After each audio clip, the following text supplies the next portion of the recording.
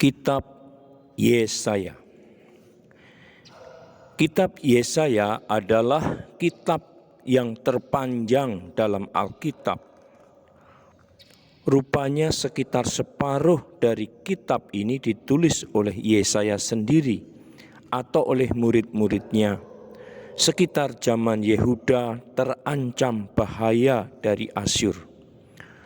Bagian lain dari kitab ini ditulis di kemudian hari oleh satu atau lebih penulis yang hidup selama pembuangan di Babel. Dan mungkin setelah mereka kembali ke Yehuda. Kisah Yesaya tidak dimulai pada bab pertama kitab itu, tetapi dalam bab 6. Di situ ia bercerita mengenai penglihatannya di Kenisah. Ketika Raja Uzia meninggal, aku melihat Tuhan duduk di sebuah tahta yang tinggi. Di atasnya ada serafim, malaikat, sedang menantikannya. Masing-masing memiliki 6 sayap.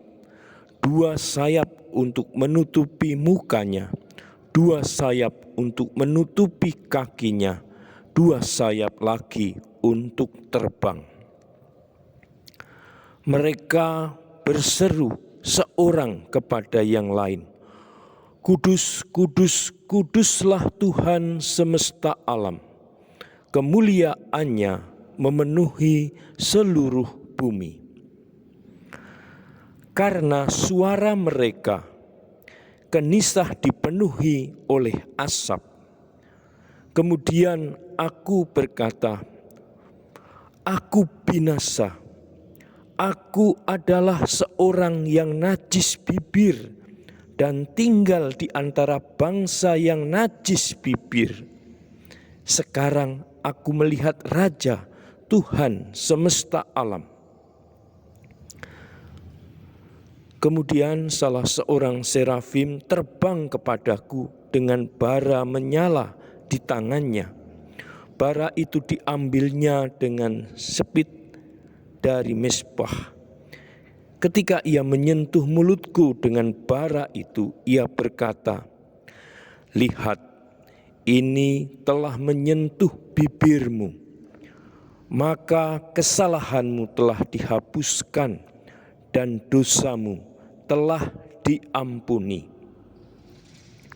Kemudian aku mendengar suara Tuhan berkata, "Siapakah yang akan kuutus dan siapakah yang mau pergi untuk bertugas bagi kita?" Lalu aku menjawab, "Ini aku, utuslah aku." Saudara dan sahabatku, demikianlah pengantar singkat dari Heffernan mengenai kitab Nabi Yesaya ini.